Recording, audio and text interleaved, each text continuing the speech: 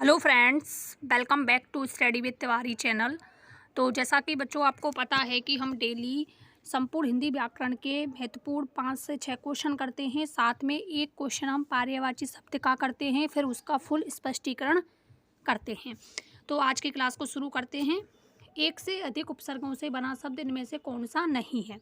तो जब भी आप क्वेश्चन को हल करो तब उसमें नहीं और है पर जरूर अंडरलाइन करें। असुरक्षित, अत्याचार, अधकचरा और पर्यावरण।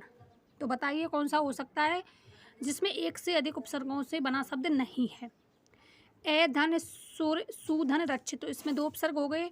अति धन, आधन, चार, इसमें भी 2 उपसर्ग हो गए। परिधन, आधन, वरण, इसमें भी 3 उपसर्ग हो गए। लेकिन अधकचरा में सिर्फ और सिर्फ एक उपसर्ग है, एक से अधिक उपसर्ग नहीं है। तो अधकचरा में कितने उपसर्ग हुए? सिर्फ और सिर्फ एक। तो मैंने यहाँ पर आपको स्पष्टीकरण भी किया है। विकल्प 3 में अध धन कचरा एक है और दूसरा पहला जो विकल्प है आ धन सुधन रक्षित, इसमें 2 उपसर्ग हो गए। अत्याचार में अति धन आधन चार, इसमें 2 उपसर्ग हो गए। और पर्यावरण परिधन आधन वरण। तो इसका राइट आंसर क्या होगा? अध कचरा। नेक्स्ट, इनमें से कौन सा शब्द तत्सम नहीं है? तत्सम मतलब तत् धन सम से बना है। तत् धन सम से बना है। तत् माने जैसा और सम माने समान, संस्कृत के जैसा ही हो। और तद्भव होता है हिंदी के शब्द। सूक्ति, आप बताना कमेंट बॉक्स में कि सूक्ति में कौन सा समास होगा। सूक्ति में कौन सा समास हो सकता है और समास विग्रह। पंक्ति, शीत और रीत। तो आप जितने भी स्टूडेंट इस क्लास को देखते हैं वो ज़रूर कमेंट बॉक्स में अपना आंसर दिया करें, जिससे आपको भी मोटिवेशनल मिलेगा सही होने पर। तो सूक्ति में आप कमेंट बॉक्स में ज़रूर आंसर देना कि सूक्ति में कौन सा समास हो सकता है। तो सूक्ति शब्द तत्सम ही है, पंक्ति शब्द भी तत्सम ही है और शीत शब्द भी तत्सम है। लेकिन रीत का बनता है रीति। तो रीति जो शब्द होता है वो होता है तत्सम और रीत जो शब्द होता है वो होता है तद्भव। दीदार शब्द किस भाषा का है? तो रीट हो चाहे सेकंड ग्रेड हो या फर्स्ट ग्रेड हो, उसमें जो हमारे तत्सम, तद्भव, देशज और विदेशज जो शब्द हैं, अरबी, फारसी, पुर्तगाली, हिंदी के जो शब्द हैं वो भी पूछे जाते हैं। तो दीदार सीधा सीधा है, इसको तो आपको याद है तभी कर सकते हो, वरना आप इसे नहीं कर सकते, तुक्का तो लगेगा ही नहीं। तो दीदार शब्द है वो है फारसी। दीदार शब्द किसका है? फारसी शब्द है। ना तो ये अरबी है, ना हिंदी का, ना तुर्की का। नेक्स्ट क्वेश्चन, इसको आप थोड़ा झूम करके देख लेना।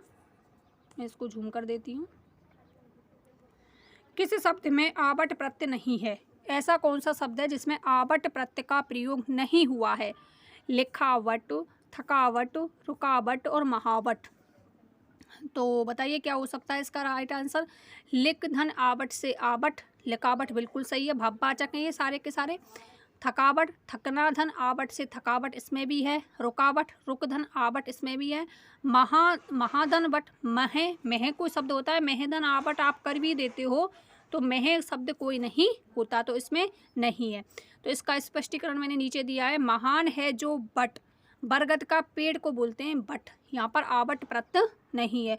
से सभी विकल्पों में आवट प्रत्यय है।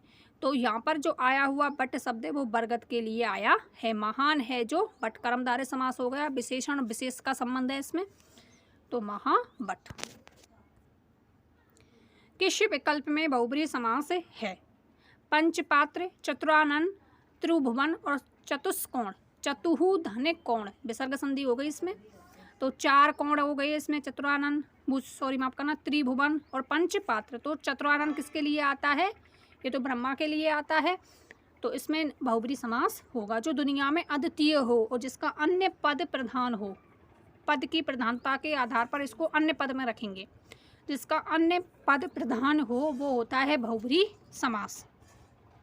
नेक्स्ट, निम्न में से कौन सा शब्द विदेशी मूल का नहीं है? तो मैंने 2 क्वेश्चन आपके लिए विदेशज शब्द से भी डाले हैं जिससे आपको ये याद हो सके। अभी अभी आया था दीदार शब्द, तो दीदार था फारसी शब्द। दीदार कौन सा शब्द था? फारसी शब्द। तो कायल विदेशी मूल का नहीं है। चाय, तम्बाकू और विज्ञापन, क्या हो सकता है इसका राइट आंसर? विज्ञापन नहीं है। देखो कायल जो शब्द है ये तो अरबी भाषा का है, कायल शब्द किसका है, अरबी का। चाय तो आपको पता ही है चीनी भाषा का है, लीची भी चीनी भाषा का है, चाय लीची। तम्बाकू किसका है, ये तो नॉर्मल है, पुर्तगाल का। कहाँ से लाया गया था ये तम्बाकू का पेड़, पुर्तगाल से, तो ये पुर्तगाली हो गया। कौन सा हो गया, पुर्तगाली। ध्यान रखना इन तीनों चारों को, तम्बाकू है पुर्तगाली, चाय है चीनी और कयाल है अरबी। और विज्ञापन कैसा है, ये तो अपनी ही भाषा का है, बी है इसमें उपसर्ग और ज्ञापन। तो एक शब्द हम इनमें से किस विकल्प के सभी शब्द तत्सम हैं, तो मैंने तत्सम, तद्भव, विदेशज, देशज सारे डाले हैं इसमें। सभी के सभी शब्द प्रकट, निष्ठुर और पथिक। तो कमेंट बॉक्स में आप सभी बताना कि निष्ठुर में कौन सा उपसर्ग होगा, निष्ठुर में उपसर्ग बताना कौन सा होगा। तो आप क्वेश्चन को इस प्रकार से पढ़ो कि आपको अदर फैक्ट भी आने चाहिए। तो निष्ठुर में नी होगा या निस होगा, जरूर बताना कमेंट बॉक्स में। पथिक, प्रीति, गीत, मीत, संकट, सकट, सहज, पुस्तक, मस्तक, लोग। तो बताइए इसका राइट आंसर तत्सम होनी चाहिए। देखो प्रकट तो तद्भव है, तो इसका क्या बनता है, प्रकट, ये होता है तत्सम, तो ये तो गलत हो गया। प्रीति और गीत ये तो दोनों तत्सम है, लेकिन मीत आपको पता है ये तद्भव है, मीत का बनता है मित्र, मीत का क्या बनता है, मित्र। संकट, सकट बोलते हैं बैलगाड़ी को, और सहज, तो जहाँ पर से आ जाए उपसर्ग युक्त शब्द हमेशा तत्सम होते हैं। एक पहला नियम आप याद रख लो, उपसर्ग युक्त जो शब्द होते हैं वो कैसे होते हैं, तत्सम। तो इसमें सह है, इसमें सकट किसको बोलते हैं, बैलगाड़ी को, और संकट सम उपसर्ग है इसमें भी। तो ये सारे के सारे कैसे शब्द हो गए, तत्सम शब्द। पुस्तक, मस्तक, ये तो वो हो गया तद्भव। मस्तिष्क, मस्तिष्क शब्द होता है तत्सम, और ये कैसा हो गया, तद्भव, तो ये भी डिलीट। तो राइट आंसर कौन सा हुआ, तीसरा विकल्प। तो एक क्वेश्चन हम पर्यायवाची शब्द का लेते हैं। अब तक हमारे 4 क्वेश्चन पर्यायवाची शब्द के हो चुके हैं, और एक चौथा क्वेश्चन है। 3 क्वेश्चन हमने कर लिए हैं स्पष्टीकरण के साथ, तो बहुत सारे पर्यायवाची आपको याद भी हो गए होंगे। धीरे धीरे करके हमारा शब्दकोश बहुत व्यापक हो जाएगा। किस विकल्प के सभी शब्द चंद्रमा के पार्यफ हैं, सारे के सारे किसके, चंद्रमा। चांदनी और चंद्रमा में अंतर होता है।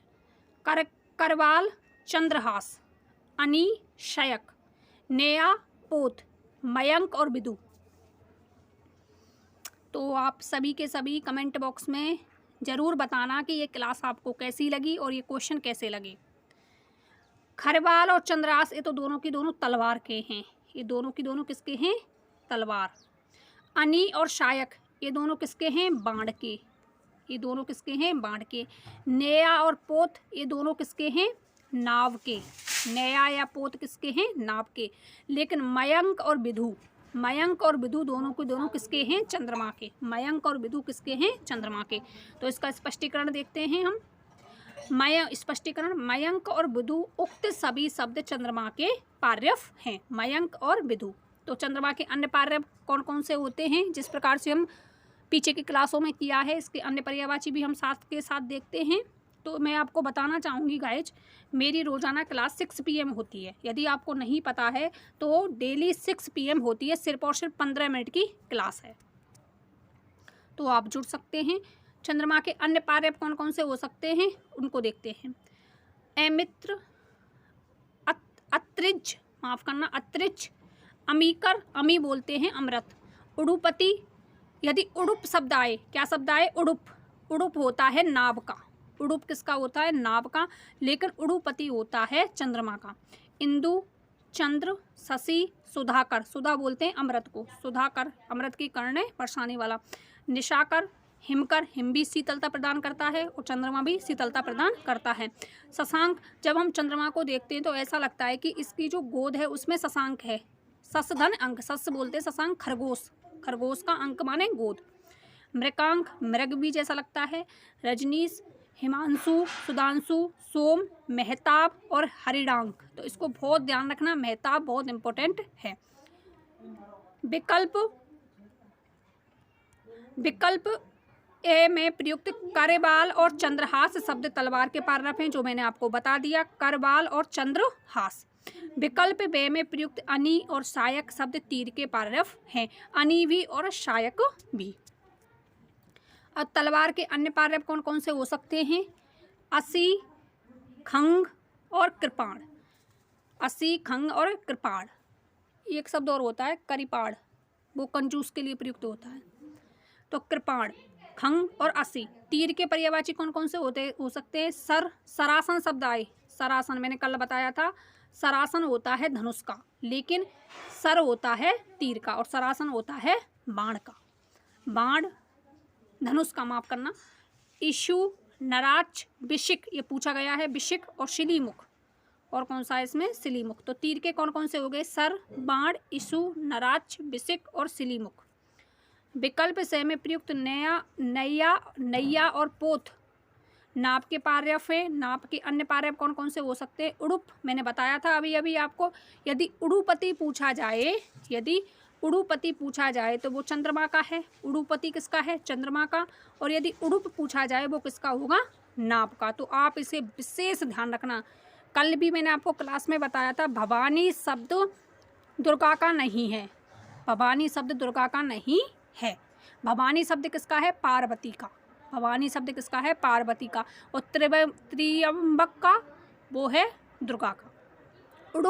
उड़ुप किसका है? नाभ का। और उड़ुपति किसका है? चंद्रमा का। तरणी ये नाभ का है, और यदि तरणी में मैंने छोटी ई लगा दी तो वो हो जाएगा सूर्य का। तरणी किसका होता है? सूर्य का। और तरणी होता है नाभ का। तरी, नौका, द्रोणी, डोंगी, डोंगी और जलियान। तो उड़ुपति आप ध्यान रखना। तरणी और तरणी में भी अंतर मैंने आपको बता दिया, शब्द युग में भी। तरी, नौका, द्रोणी, डोंगी और जलयान। तो ये थी आज की क्लास। तो हमने पहला क्वेश्चन कौन सा देखा था इसमें? ये किस विकल्प के सभी शब्द चंद्रमा के पार्यव हैं? तो करबाल और चंद्रहास किसके हो गए? तलवार के। अनी और शायक किसके हो गए? तीर के। और नया और पोत किसके हो गए? नया और पोत हो गए नाभ के। और मयंक और विदु हो गए चंद्रमा के। तो आज का सेशन ख़त्म। मिलते हैं इसी प्रकार के महत्वपूर्ण क्वेश्चनों के साथ नेक्स्ट वीडियो में। तब तक आप अपना ध्यान रखिएगा। Bye bye, take care all of you. और चैनल को लाइक, शेयर और सब्सक्राइब भी करते रहना। और यदि आपने बेल आइकन पर प्रेस नहीं किया है तो बेल आइकन को प्रेस कर लेना, जिससे आने वाली न्यू वीडियो का नोटिफिकेशन आपको मिल सके। मिलते हैं नेक्स्ट वीडियो में इसी प्रकार के महत्वपूर्ण क्वेश्चनों के साथ।